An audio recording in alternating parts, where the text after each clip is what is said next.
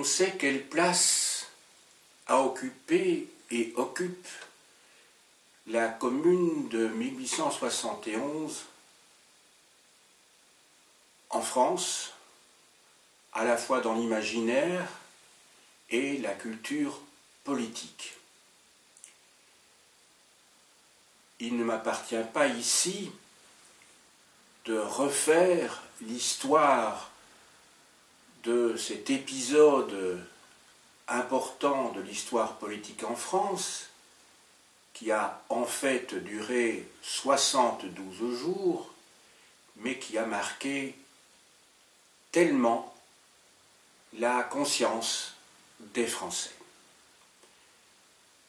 On sait que pendant cette période très courte, d'un peu plus de 2 mois, entre le 18 mars et le 28 mai 1871, un certain nombre de mesures ont été prises par la commune, tant dans le domaine social, droit du travail, réduction, ou plutôt maintien ou retour au moratoire des loyers, dans le domaine philosophique, séparation de l'Église et de l'État, dans le domaine de l'éducation, enseignement gratuit et obligatoire pour l'école primaire, dans le domaine familial, et je m'arrêterai là.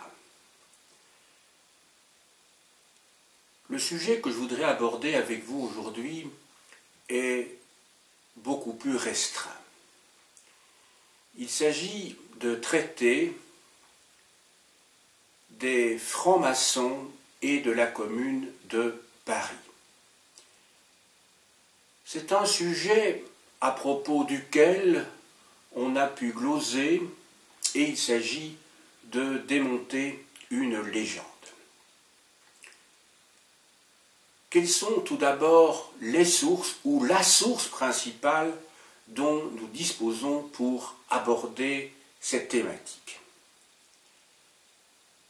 Essentiellement, les documents très nombreux qui ont été rassemblés en 1871 et 1872 par le grand secrétaire du Grand Orient de France, Thévenot.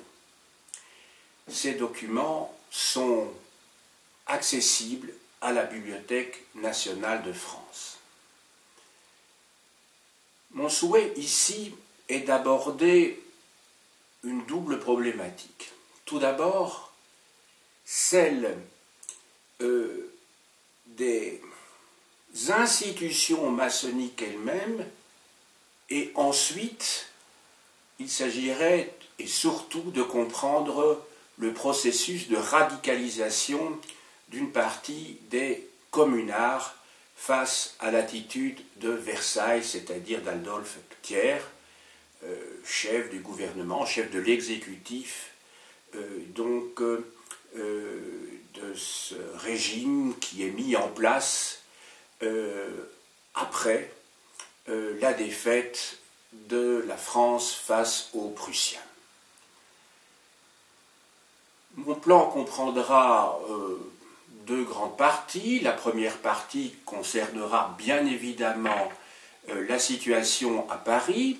Dans un deuxième temps, j'aborderai la situation en province, mais de manière très brève, parce que ce n'est pas mon sujet, et puis parce que les événements n'ont pas pris la même tournure et n'ont pas eu la même ampleur. Mais à l'intérieur de cette partie qui sera consacrée à Paris, j'aborderai tout d'abord la question des protagonistes. Il s'agit de les identifier. Je veux parler des francs-maçons communards. Dans un deuxième temps, il s'agira d'établir, parce que c'est le rôle majeur de l'historien lorsqu'il traite d'un sujet, une périodisation des événements, donc il va falloir serrer de près la chronologie, et dans un troisième temps, on va voir quelles ont été les protestations contre les francs-maçons communards au sein même de la franc-maçonnerie. Je commence donc, comme je l'ai annoncé, par les protagonistes. Alors, en 1871, une assemblée nationale est élue par l'ensemble des Français, c'est la première chose, qui est de coloration très nettement royaliste et rurale. Il y a eu 3 tentatives insurrectionnelles et celle dont je vais vous parler est donc celle qui se déroule à Paris à partir du mois de mars.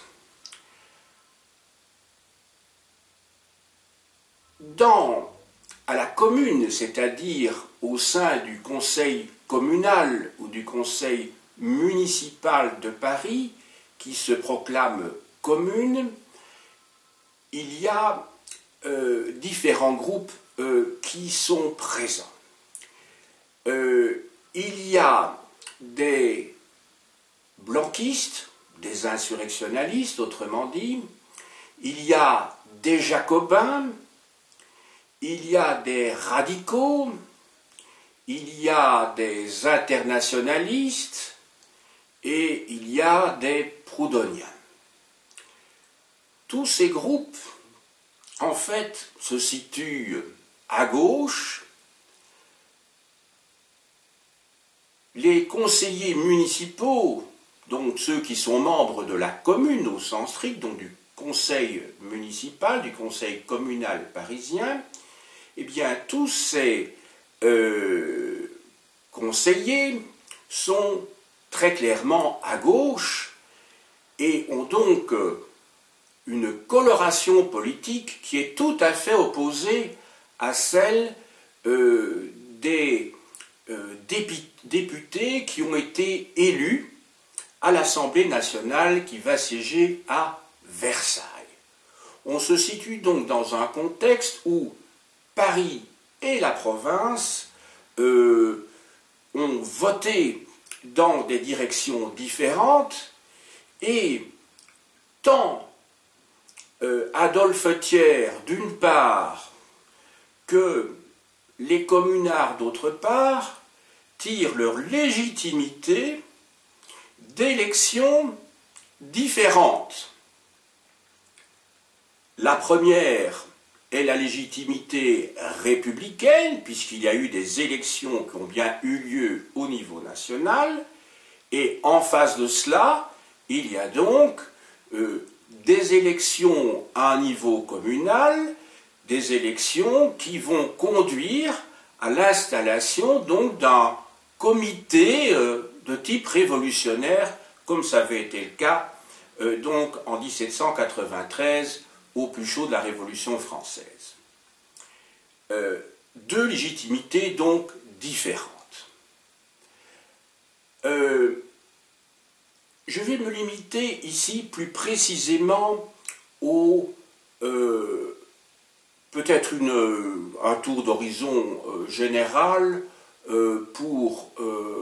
non, je ne vais pas rentrer dans les détails de la répartition par groupe au sein du conseil municipal, mais seulement pour les maçons quand même, parce que ça me paraît quand même important.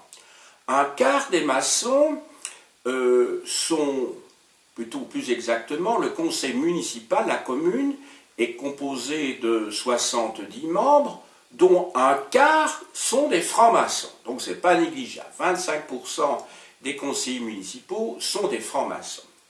Parmi ceux-ci, on trouve des républicains, et parmi ceux-ci, on trouve aussi des blanquistes, et d'autres membres qui ont d'autres orientations politiques. Il faut savoir que dans les années qui précèdent la Commune, donc la Révolution 1871, les blanquistes étaient entrés relativement nombreux dans les loges parisiennes. Il faut se situer situer donc la période dans laquelle se situe la commune, l'époque, ou plus exactement, oui, le troisième quart, disons, du XIXe siècle en France, est marqué par une phase A, c'est-à-dire une phase d'expansion économique, qui va permettre à la révolution industrielle de connaître des avancées tout à fait notables. Il se fait que les ouvriers, dans cette phase de croissance, ne voient pas les effets, ou suffisamment les effets des retombées de cette révolution industrielle par rapport à l'amélioration de leurs conditions de vie. Il y avait donc eu, dans la deuxième moitié du règne de Napoléon III, et plus particulièrement à partir des années 1864 jusqu'en 1870, de nombreuses grèves. L'état d'esprit de beaucoup de Parisiens est donc un esprit revendicatif. Il faut savoir, bien entendu, pour voir quantitativement comment les choses se présentent, parce que si on n'a pas quelques chiffres en tête, on parle de manière très vague. Il faut savoir qu'à Paris, il y avait sur 1 850 000 habitants, 450 000 ouvriers. Donc, un quart de la population parisienne est constituée de prolétaires. C'est évidemment très important pour comprendre ce qui va se passer pendant la Commune. Je progresse. Il y a donc un conseil communal qui est mis en place. Un quart des conseillers sont des francs-maçons progressistes, pour la plupart d'entre eux, pas tous, hein, pour la plupart d'entre eux, mais il n'y a pas de conservateurs en tout cas, cela c'est sûr. Ce qui est important de noter, c'est que les conseillers qui siègent sont, je dirais, pour utiliser un mot que tout le monde comprendra, des francs-maçons de la base. Autrement dit, aucun de ces conseillers n'appartient au Conseil de l'Ordre. Il n'y a donc pas de dignitaires de la franc-maçonnerie qui sont membres de ce conseil municipal, donc la commune. Ça, c'est la première chose.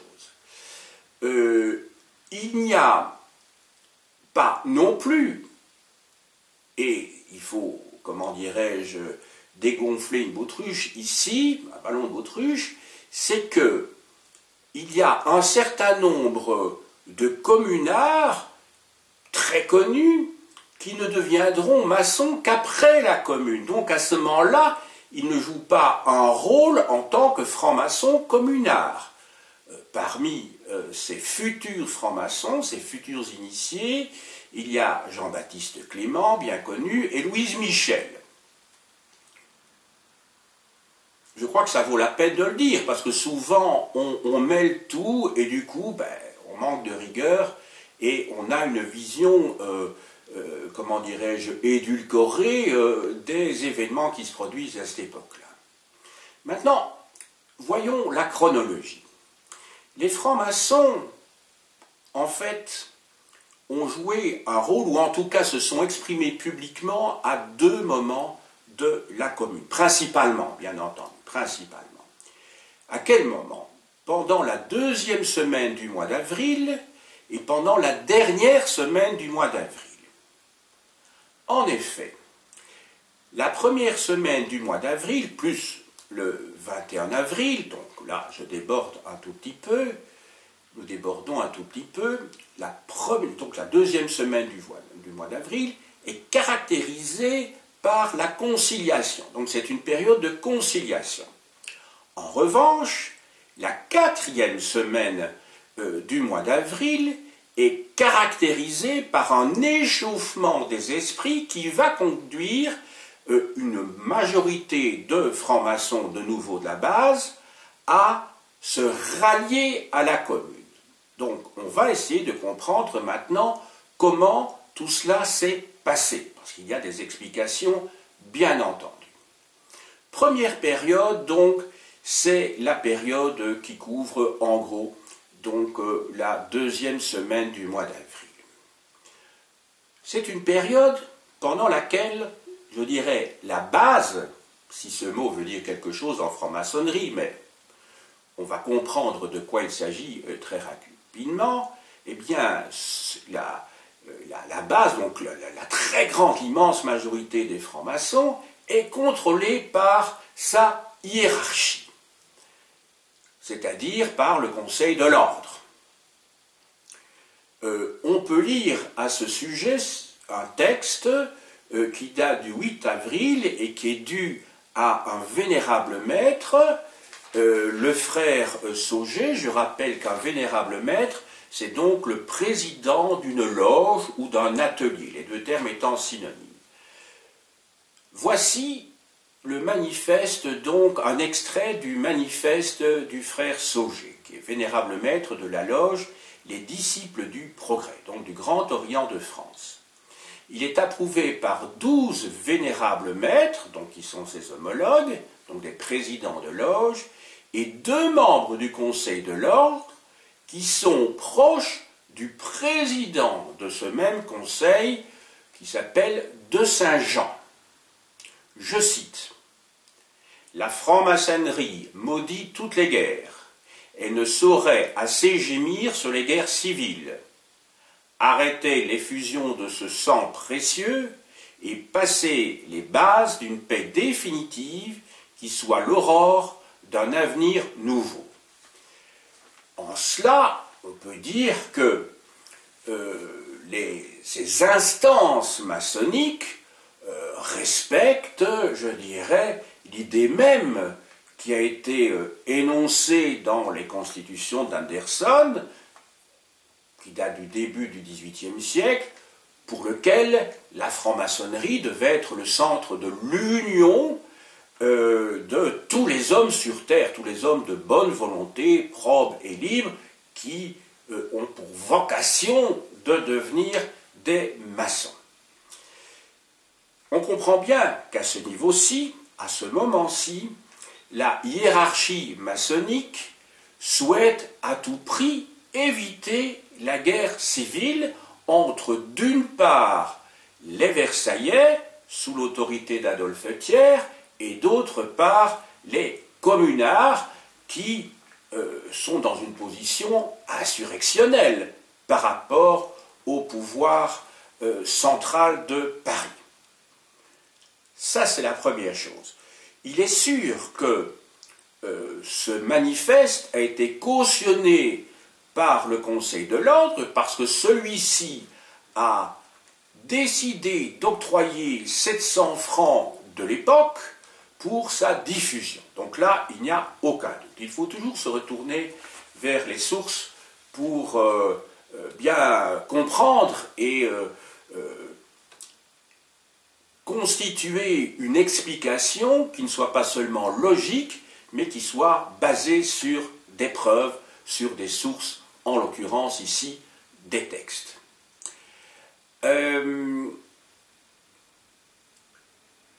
À la suite de quoi, le 11 et le 12 avril, mais également, et je l'ai dit tout à l'heure, le 21 avril, il y a des tentatives de conciliation avec Versailles. Il y a des rencontres, donc, avec Thiers ou ses représentants, pour essayer de trouver un modus vivendi, un compromis. Échec, à la fois pour les rencontres du 11 et du 12 avril, et pour la rencontre du 21 avril. Donc là, Versailles, Thiers dit non. Il s'agit que vous vous soumettiez, il n'est pas question d'arriver à un compromis. Donc là, la situation est claire. Nous arrivons maintenant à la deuxième période que j'ai annoncée dans mon introduction. Après cette période de tentative de conciliation, il y a une période de radicalisation. Cette période de radicalisation va se faire progressivement. Elle ne se fait pas du jour au lendemain. Elle va se faire dans quel cadre? Dans le cadre d'assemblées, entendons-nous bien, d'assemblées qui rassemblent des maçons, mais non pas dans le cadre des institutions maçonniques. Donc ce ne sont pas des loges qui se réunissent dans des temples maçonniques, ce sont des maçons hors de l'institution maçonnique qui décident de se rassembler dans des lieux que je vais vous indiquer dans quelques minutes et qui vont prendre un certain nombre de décisions. Tout d'abord, le 23 avril. Le 23 avril.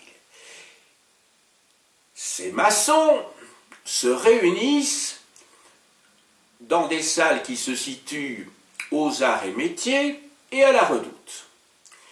Ils protestent contre l'attitude de M. Thiers et décident à ce moment-là, même si c'est très symbolique, parce que ça ne va pas à ce moment-là en tout cas être suivi de mesures ou de manifestations publiques, en tout cas à ce moment-là, ils décident à ce moment-là d'avoir recours à tous les moyens qui sont en leur pouvoir. Fin de citation.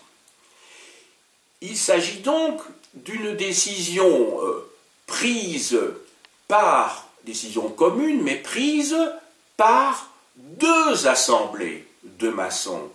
L'une qui se réunit donc dans la salle des Arts et Métiers et l'autre dans la salle de la Redoute.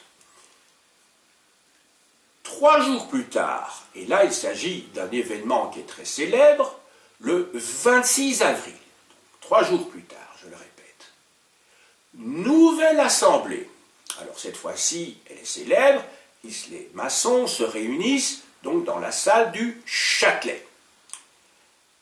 À ce moment-là, apparaît, donc c'est un moment important, apparaît une fracture, une opposition entre d'une part les conciliateurs, qui sont toujours dans la voie, oui, le chemin qui avait été tracé par le frère Sauget, donc le vénérable maître de la loge, les disciples du progrès, et d'autre part, en face d'eux, la majorité qui refuse de se soumettre à la position de Thiers, donc de Versailles. Dès lors, et c'est pour la première fois, les maçons qui sont réunis là et qui prennent une décision majoritaire sortent bien de la légalité maçonnique, je dis bien. Ils sortent de la neutralité maçonnique. Alors, le mot neutralité n'est peut-être pas tout à fait bien choisi, mais la franc-maçonnerie n'a pas un objectif politique au sens restreint du terme. Les francs-maçons, quel que soit leur parti, dans la mesure où ils adhèrent à un certain nombre de valeurs qui sont communes à l'ensemble des francs-maçons, pour résumer, liberté, égalité, fraternité, tolérance, eh bien, les membres, si vous êtes membre d'un parti, parce que la grande majorité des francs-maçons ne sont pas membres de parti, vous avez, à la suite d'une enquête très approfondie, la possibilité que votre candidature soit admise et que vous entriez dans une loge. Bon. Mais, à partir du moment où on est dans une loge, suivant les périodes, ça a varié. On peut ou on ne peut pas parler politique. Théoriquement, on peut parler de tout en loge, mais suivant les périodes, ça peut être suivi ou non d'un vote. À l'heure actuelle, que ce soit en France ou en Belgique, les discussions d'ordre politique ou religieuse ne sont pas suivies d'un vote, ainsi que les discussions qui peuvent concerner un membre en particulier, sauf s'il s'agit d'une procédure administrative ou judiciaire au sein de la maçonnerie. Alors là, dans un cadre tout à fait bien défini. Donc, la franc-maçonnerie dans son principe, est le lieu de rassemblement de tous les hommes de bonne volonté, ceux qui veulent participer au progrès intellectuel, moral et social de l'humanité dans son ensemble. Ça, c'est l'idée de base. La question est de savoir comment on va interpréter les choses.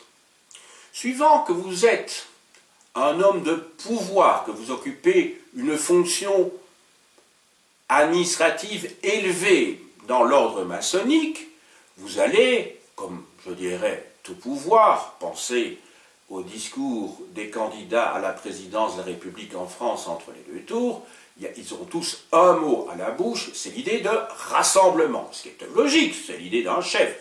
Un chef ne cherche pas à susciter des divisions entre ceux qui sont censés lui obéir ou en tout cas le suivre. Donc, les chefs, mais le mot n'a pas beaucoup de sens, mais enfin les dirigeants, pour bien me faire comprendre, de la maçonnerie, ceux qui appartiennent au Conseil de l'Ordre, ont pour idée fixe, pour leitmotiv, l'idée qu'il faut être rassemblé. Donc tout ce qui peut amener des divisions doit être supprimé. La maçonnerie ayant pour objectif, c'est une maxime de la maçonnerie, de rassembler tout ce qui est épars. Bon, en face de ça, il y a ceux que j'ai appelés les maçons de la base, pour être compris par des auditrices ou des auditeurs qui appartiennent à des mouvements politiques ou à des syndicats.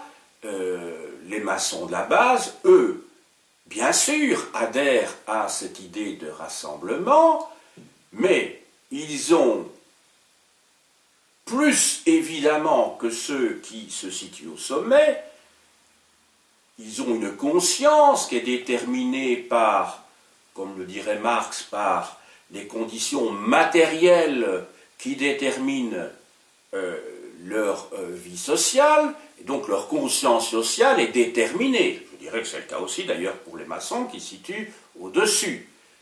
Mais aussi, il y a en maçonnerie, et cela participe d'une étape importante de l'initiation au deuxième degré, lorsqu'on passe d'apprenti à compagnon, l'idée que on a pour seul juge dans la vie que sa propre conscience.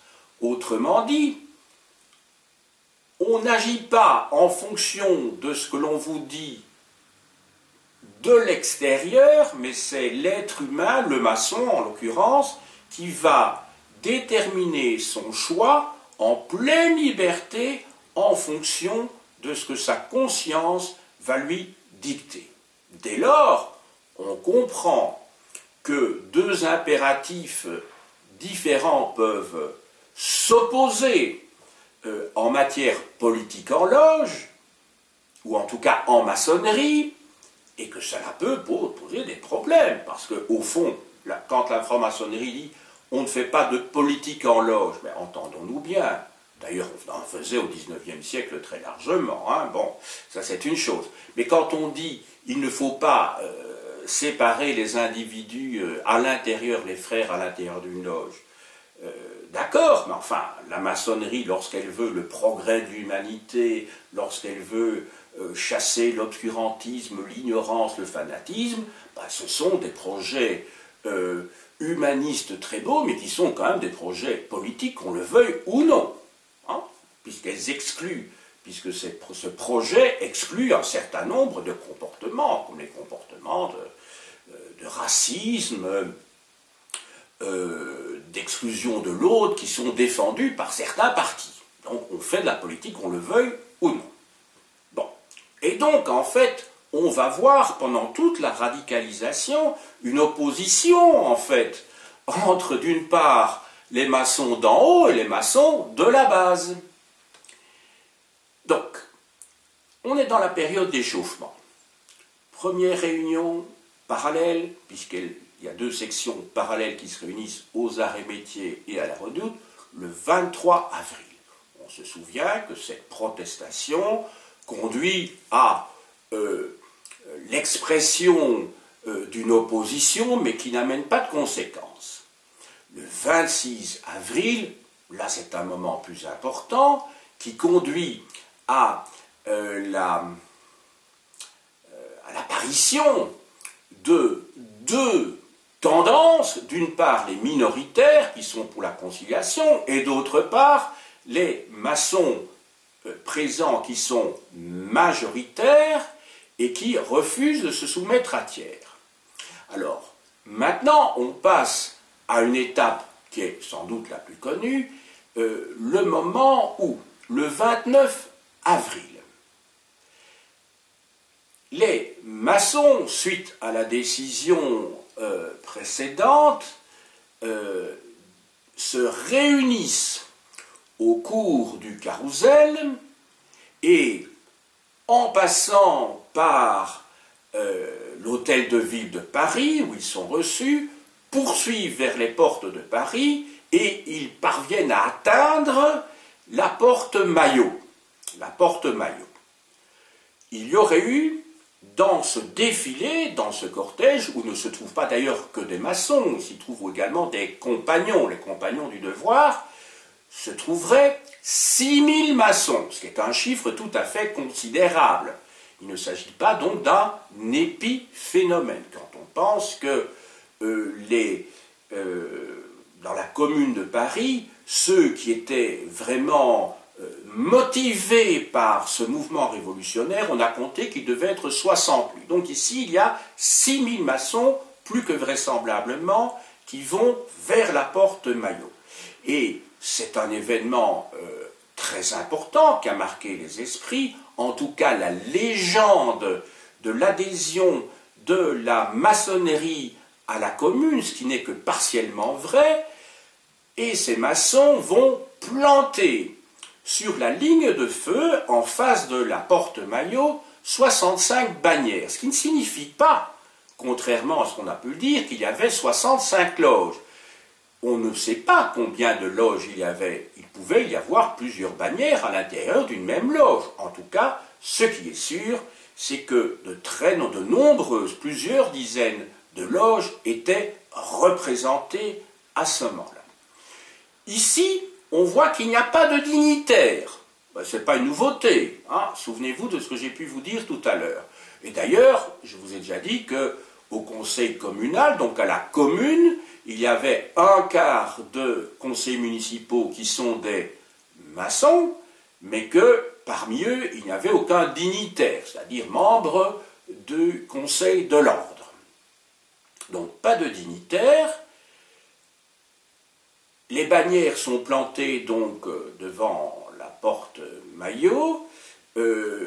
L'officier, je ne sais plus, c'est un général qui se trouve de l'autre côté, qui est donc un Versaillais, et donc un franc-maçon lui-même. Évidemment, il ne tire pas sur les bannières. Ce sont ses frères. Pas seulement sur les bannières, sur ceux qui portent les bannières, sur les porte-étendards. Ça va de soi. À ce moment-là, il y a autorisation qu'une délégation soit une nouvelle fois, on en avait déjà vu partir à Versailles le 11, le 12 et le 21 avril précédemment, une nouvelle délégation se rende à Versailles pour essayer de trouver donc une solution. Thiers répond qu'il n'en est pas question. Et c'est à partir de ce moment-là précisément que les francs-maçons, je ne dis pas la franc-maçonnerie, je vous ai bien dit qu'il fallait distinguer l'institution maçonnique, c'est-à-dire l'ordre, l'obédience. Il y a même deux obédiences à ce moment-là, puisqu'il y a également, comment dirais-je, l'ordre de l'écocine, c'est-à-dire qui comporte les hauts grades, après les 3 premiers degrés. Qu'est-ce que je disais maintenant allez, je ne sais plus où j'en étais.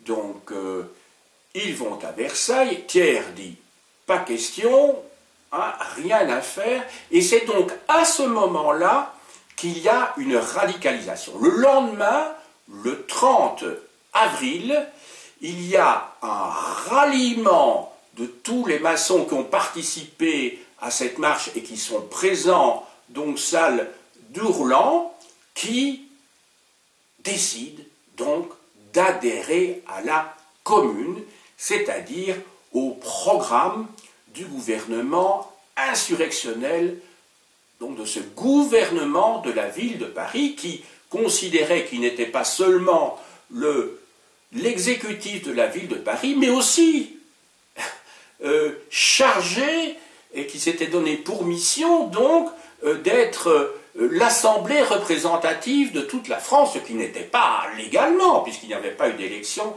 à ce niveau-là. Maintenant, les protestations. Je vous ai dit que les maçons sont divisés, il y a une grande majorité des maçons, apparemment, qui adhèrent à la commune, il y a ceux qui sont mal pris aussi, et puis alors, il y a les membres du Conseil de l'Ordre qui, eux, ont une position, d'ailleurs tout à fait logiquement, qui est peut-être de prévoir la suite, parce qu'ils sentent ça sent mauvais, et par définition, quand vous occupez une situation de pouvoir dans quelque association que ce soit, vous êtes proche du pouvoir tout court, du pouvoir politique. Il y a de nombreux exemples dans l'histoire de la franc-maçonnerie où il y a une coupure, une rupture entre ce que moi j'ai appelé ici la base et d'autre part le sommet. Et je pourrais, enfin ce n'est pas l'objet ici, je pourrais vous en donner de très nombreux exemples. D'ailleurs, lorsque l'on veut accéder à ce type de fonction, c'est qu'au départ, on aime le pouvoir. Et vous savez, il est difficile, mais enfin, je ne suis pas ici pour faire de la morale, il est difficile de séparer une attitude psychologique qui essaie de décider, de prendre comme ça un certain nombre de mesures dans un cas, et d'autre part de s'opposer au lieu où le pouvoir se situe véritablement, donc, comme je disais, sur le plan politique, à l'intérieur d'un pays. Il y a donc des protestations. Les protestations officielles, elles viennent, comme je vous l'ai dit, du Conseil de l'Ordre, qui estime, et ce n'est pas tout à fait faux, quand on prend la lettre des règlements du Grand Orient de France, qu'il y a des décisions qui ont été prises de manière illégale, et effectivement, elles n'ont pas été prises de manière régulière à l'intérieur d'un temple en suivant les règlements tels qu'ils sont prévus. Ils considèrent que ce sont donc des décisions qui impliquent la responsabilité des francs-maçons sur le plan individuel, mais qui en aucun cas n'engagent l'ordre maçonnique dans son ensemble. Donc là, au niveau de la lettre, ce n'est pas faux. Je peux vous lire ici une protestation qui émane donc de 34 vénérables maîtres du 28 avril. Alors les vénérables maîtres, ils sont, je dirais, entre l'enclume et le marteau. Les vénérables maîtres sont censés représenter leur atelier, leur loge, où des décisions sont prises de manière souveraine. Il y a un grand principe en maçonnerie qui est un maçon libre dans une loge libre. Mais les vénérables maîtres sont appelés à siéger dans une assemblée des délégués de loge, ce que à cette époque-là, au Grand Orient de France, on appelle un convent, donc de conventus, la réunion, et qui est au fond, je dirais, un corps intermédiaire, comme on dirait en langage politique, entre d'une part les loges et d'autre part le Conseil de l'Ordre. Donc ils ont une position souvent qui est intermédiaire. Alors il y a eu des vénérables maîtres qui ont participé à la commune, très clairement. Mais il y en a d'autres qui sont plutôt des hommes de pouvoir, tout en n'étant pas donc membres du Conseil de l'Ordre, qui est une sorte de gouvernement, si vous voulez, ce qui ne devrait pas être d'ailleurs. Hein. Alors, donc 34 vénérables maîtres parisiens affirment le 28 avril, je cite, « Qu'en l'absence de toute décision formelle prise par les obédiences ou les loges régulièrement unies, la responsabilité des faits devait rester purement individuel. Fin de citation. C'est ce que je vous disais il y a quelques instants en d'autres mots. Maintenant, à côté de ça, il s'agit de vénérables maîtres parisiens. En province, la province paraît très coupée des événements. Je vous ai dit que la province a élu des députés dans le cadre d'une chambre qui est royaliste et rurale. Il y a eu des communes en province, comme par exemple à Lyon, par exemple, et la plus importante fut celle de Marseille, et dans d'autres endroits comme Limoges, par exemple aussi, ou au Creusot, mais à Saint-Étienne.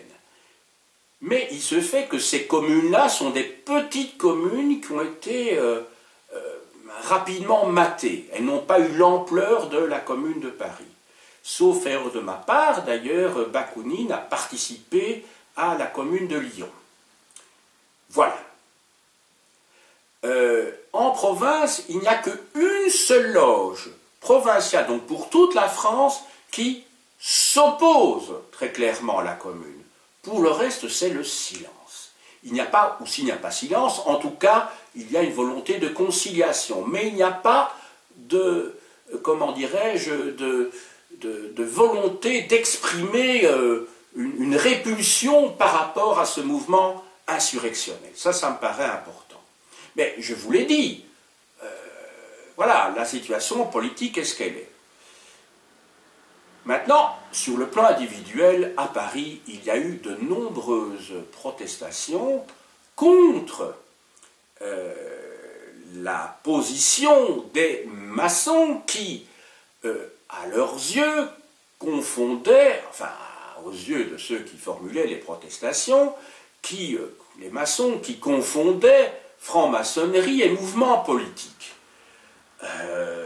Y a-t-il eu confusion? Non, simplement, il y a des francs-maçons qui se sont regroupés en tant que francs-maçons, et pas en tant que représentants du Grand Orient de France, qui se sont regroupés parce qu'ils avaient une vision commune de ce que devait être la société, et en tout cas, ils exprimaient leur volonté commune de ce qu'ils ne voulaient pas, c'est-à-dire une France royaliste et conservatrice. Ils voulaient un autre monde.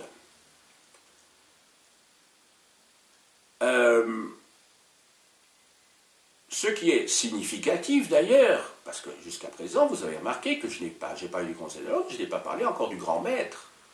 Le grand maître, en fait, n'était pas à Paris pendant la Commune. Il avait, et je vous ai dit, il y a souvent des superpositions de rôles qui ne sont pas quelconques, hein. Bien entendu, le grand maître était alors préfet de la Charente. Par définition, un préfet ne va pas se soulever contre son propre gouvernement. Je parle le gouvernement versaillais à ce moment-là. Donc voilà. Donc le grand maître n'a pas condamné la commune, mais il a appelé à la conciliation. C'est toujours cette même idée que quand vous vous trouvez au sommet comme un président de la République, vous appelez au rassemblement. Parce qu'effectivement, il ne s'agissait pas de se mettre à dos les 6000 communards qui ont suivi les bannières jusqu'à la Porte-Maillot. Donc il y avait quand même des francs-maçons qui étaient franchement pour la Révolution. Voilà, donc position neutre. Maintenant, j'arrive à la conclusion. Alors, j'arrive à la conclusion. La première idée que je voulais faire passer, c'est celle-ci. C'est que ce processus de radicalisation auquel nous avons assisté, dans le cadre de mon exposé, s'est effectué dans un rapport de force tout à fait défavorable, on l'a bien compris. Hein? Ça va de soi. Les Versaillais sont plus nombreux, mieux armés. Il ne faut pas oublier que les Prussiens ne sont pas très loin non plus, à proximité de Paris. Enfin, ils font le siège de Paris. Ça, c'est la première chose. Que les deux clans qui s'opposent, les deux partis qui s'opposent, se réfèrent ou dispose d'une légitimité qui n'est pas la même. On peut dire effectivement qu'en termes de nombre, et du point de vue de la légalité républicaine, Thiers dispose d'une assise qui lui donne une légitimité qui est beaucoup plus grande, bien entendu, que les communards, puisque eux tirent leur légitimité d'une élection qui a eu lieu donc le 26 mars, donc un mois plus tôt. Donc ça c'est la première chose. Alors quand je dis un mois plus tôt, par rapport, je dirais donc au ralliement à la commune. Je n'ai pas été plus loin dans la relation des événements parce que tout le monde la connaît, puis là je suis dans l'histoire de la commune et dans l'histoire de France. Hein, les Versaillais entrent dans Paris, je crois que c'est le 21 avril, sauf erreur de ma part, par la porte Saint-Cloud, et puis progressivement ils vont progresser à Paris, et donc essentiellement vers le centre et vers l'est, où se trouvait le cœur de la commune. Et les communards, au fur et à mesure de l'avancée des Versaillais, mettent le feu aux bâtiments, à l'hôtel de ville en particulier, et à d'autres bâtiments, pour finalement se retrouver là où je me rendrai dans quelques jours, puisque le 1er mai, je commémorerai avec des amis les événements de la semaine sanglante entre le 21 et le 28 avril, devant donc le mur des fédérés, le mur des fusillés, donc au Père-Lachaise. Voilà. Alors, j'espère en tout cas avoir démonté la légende d'une franc-maçonnerie qui est communarde. On a bien vu qu'il y a des partis différents. Cette maçonnerie n'est donc pas l'avant-garde de la commune. En fait, la commune est composée d'un grand nombre d'ouvriers. Sur les 70 membres du conseil communal, il y a 25 ouvriers, il y a 22 membres de professions libérales, de cadres supérieurs et de journalistes, tenez-vous bien. Sur 70 membres de la commune, il y a 12 journalistes. Ça veut dire un sixième des conseillers municipaux sont des journalistes, et ce n'est pas un chiffre quelconque, parce qu'il va y avoir une efflorescence, une floraison de publications, de journaux pendant cette commune, et d'affiches également. Donc la présence des journalistes n'est pas quelconque lorsque l'on fait de la propagande, bien entendu. L'idée centrale que j'ai essayé de développer, ou que je développe en tout cas ici, c'est que la position de classe précède l'idéal philosophique, même si les deux peuvent se rencontrer à certains moments. Il y a donc une contradiction entre, d'une part, l'idéal très beau, très noble de la franc-maçonnerie qui vise à rassembler ceux qui étaient épars, et d'autre part, la défense des intérêts de classe qui participe là aussi d'un bel idéal lorsqu'il s'agit de défendre les plus démunis, les plus pauvres et surtout ceux qui sont exploités, à savoir à cette époque-là les prolétaires. Et je vous ai dit que les prolétaires représentent quand même un quart de la population parisienne. Maintenant, il y a une autre chose, et vous l'avez bien entendu, sur laquelle je voudrais réinsister, c'est que l'on peut parler d'un peuple, entre guillemets, et d'une aristocratie maçonnique. Ces termes, évidemment, sont bannis en franc-maçonnerie. Pourquoi? Parce qu'en franc-maçonnerie, il n'y a que des frères. L'idéal de la franc-maçonnerie, c'est la fraternité. Et l'objectif de la franc-maçonnerie, c'est de considérer qu'il faut étendre la fraternité maçonnique à l'ensemble de l'humanité et que nous sommes tous des frères et des sœurs sur Terre, bien sûr. Mais dans les faits, maintenant concrètement, on voit que les positions de classe ou les positions de pouvoir, qui sont souvent liées aux positions de classe, interviennent inévitablement. Je reviens à ce que je disais tout à l'heure, lorsque je disais que pour Karl Marx, ce sont donc les conditions matérielles de notre existence qui déterminent notre conscience sociale. En tout cas, c'est ce qu'on pense lorsque l'on est matérialiste.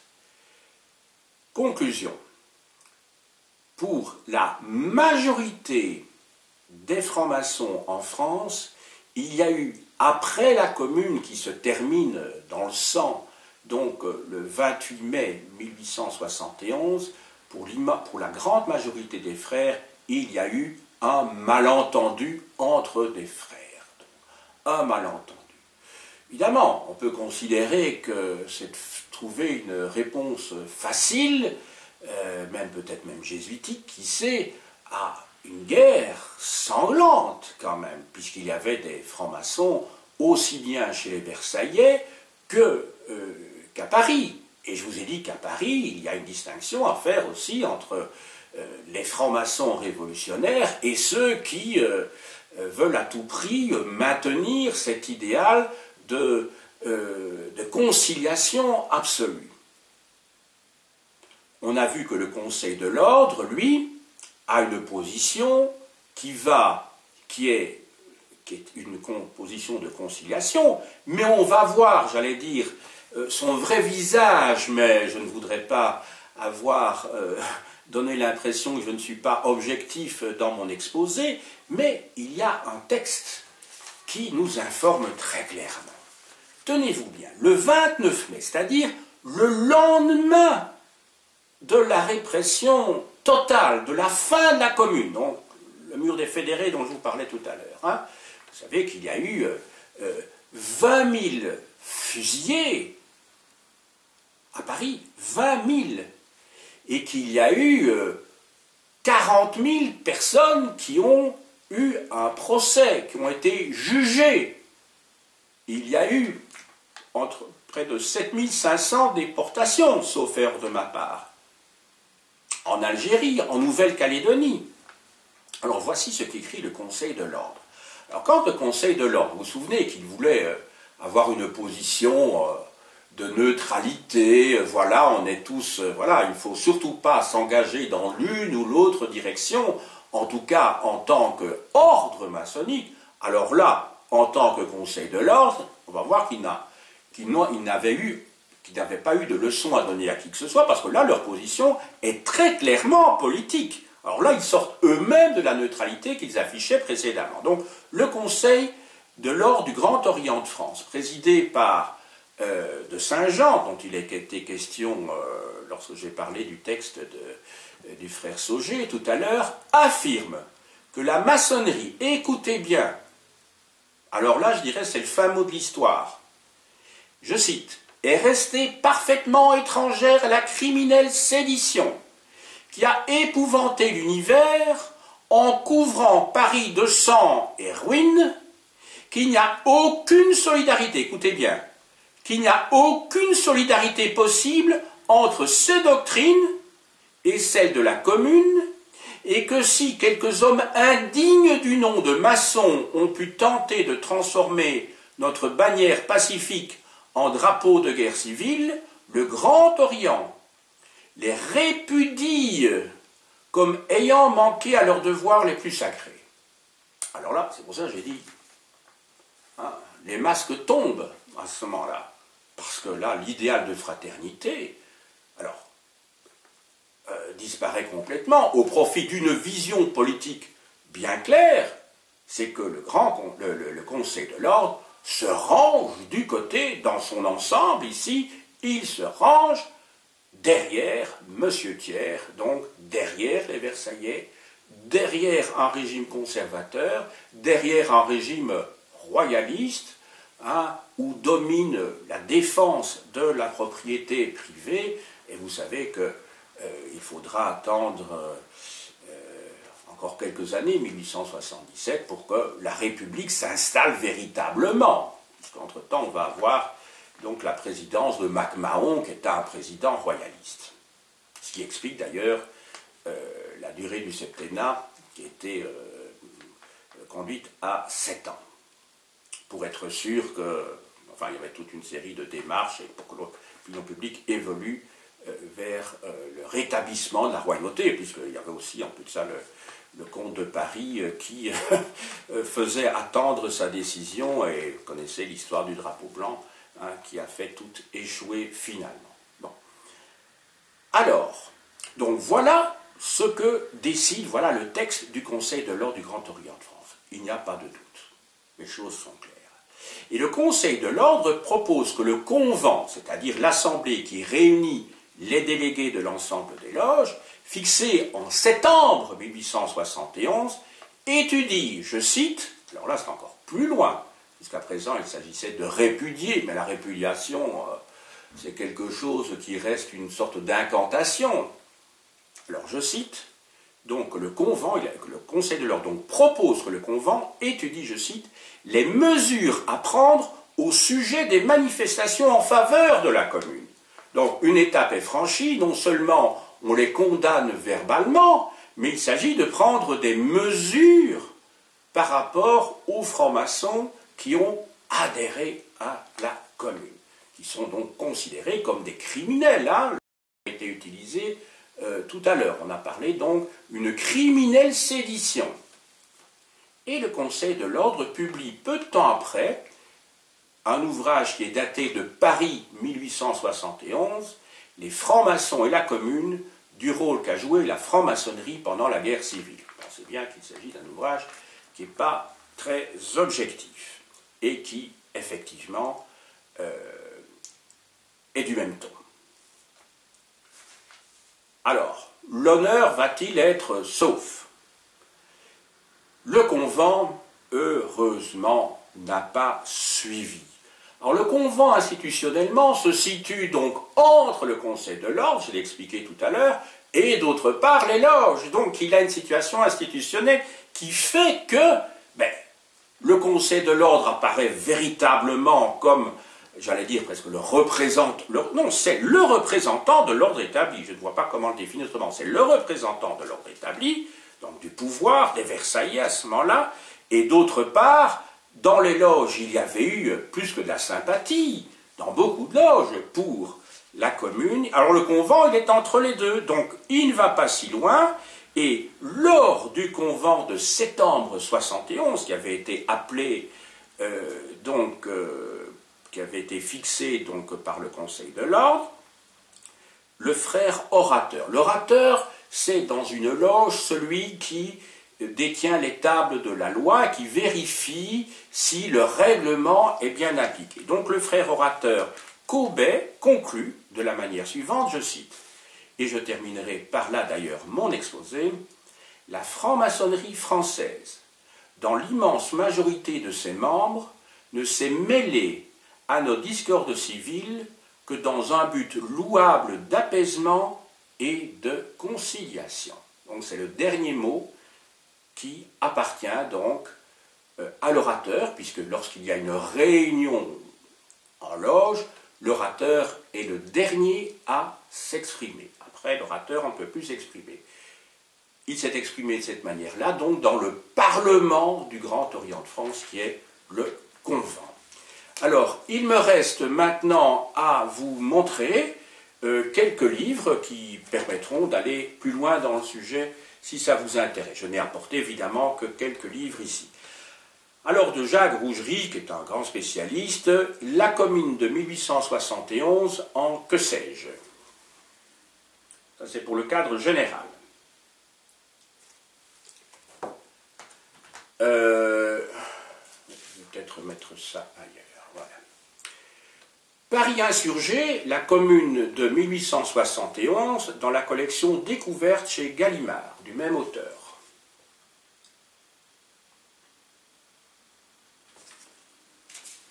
Alors là, une petite plaquette qui résume les faits, mais qui les résume évidemment de manière partiale, puisqu'il s'agit d'une apologie publiée par les Amis de la Commune de 1871, Histoire de la Commune de Paris, 18 mars, 28 mai 1871. Donc il s'agit d'une publication militante. Alors, dans la petite collection Maspero, coéditée par La Découverte, La Commune en mini-images, 1871. Alors, dans ce petit livre, vous trouvez non seulement des images, c'est-à-dire des gravures, vous trouvez également des photos, puisque la photo existait bien entendu à cette époque-là, et on a fait beaucoup de photos à l'époque de la Commune, dans Paris insurgé. On y trouve également des affiches, donc des textes et des articles qui ont pu être écrits à cette époque-là, et même plus tard, en 1878, sauf erreur de ma part, je vais vérifier quand même. Enfin, des dates diverses, en fait. Non, c'est pas seulement 1878. Et il y a une chronologie très détaillée au début de ce livre. Alors, de Jeanne Gaillard, Commune de province, Commune de Paris, 1870-1871, en question d'histoire Flammarion. Alors, de Rougerie, qu'on a vu tout à l'heure, le procès des communards. Donc, en fait, il s'agit d'une édition commentée de textes de procès après la fin de la Commune. Je vous ai dit qu'il y a eu de très nombreux procès. Hein. Il y a eu 400 personnes qui ont été... qu'est-ce que je raconte 40 000 personnes qui ont été jugées. Il y a eu beaucoup de non-lieux, hein, ceci dit. Alors, ça a été publié dans la collection Archives Julliard.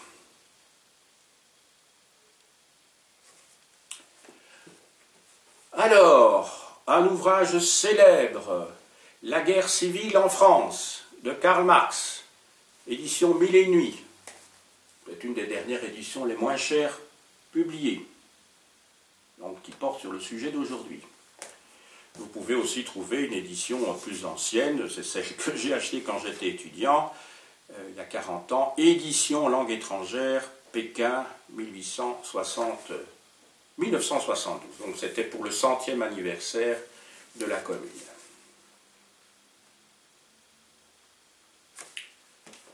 Et alors, si vous voulez voir la position respective de Marx et de Bakounine concernant la Commune, vous pouvez vous référer au volume 1 de Socialisme autoritaire ou libertaire dans la collection 10-18.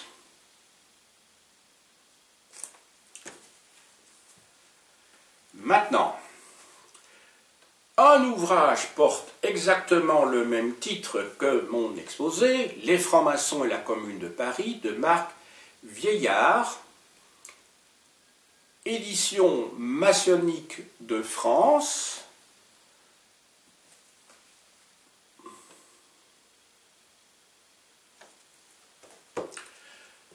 Alors, un classique en 3 volumes, Pierre Chevalier, Histoire de la franc-maçonnerie française. Je vous montre ici le volume 2, intitulé La maçonnerie missionnaire du libéralisme, et ça couvre la période 1800-1877, publié chez Fayard.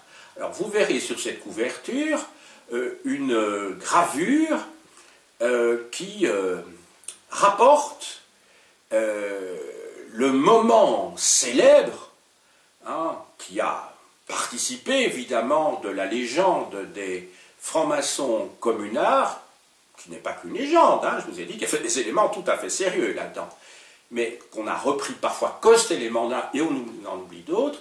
Alors, on voit ici des francs-maçons qui plantent les bannières donc, en face de la porte Maillot. J'espère que vous pourrez voir ceci.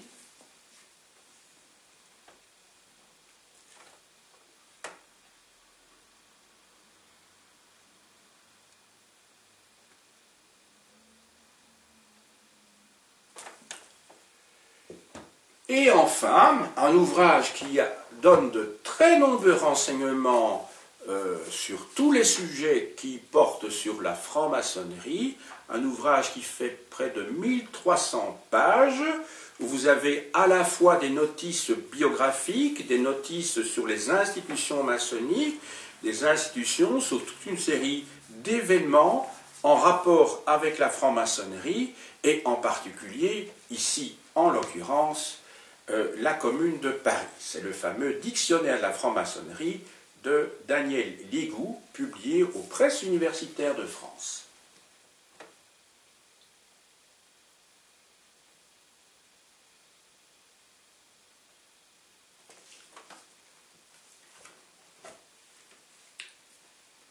J'ai dit